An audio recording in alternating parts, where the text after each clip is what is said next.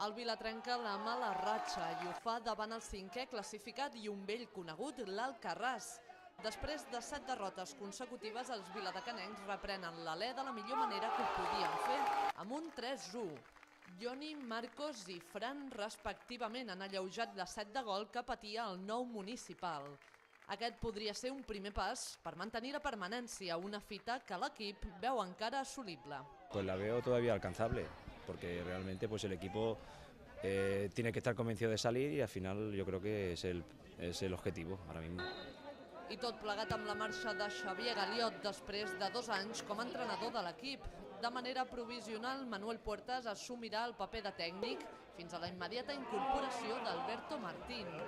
El Vila espera ja el seu nou entrenador en qui dipositaran les esperances per sortir de la zona més perillosa de la taula.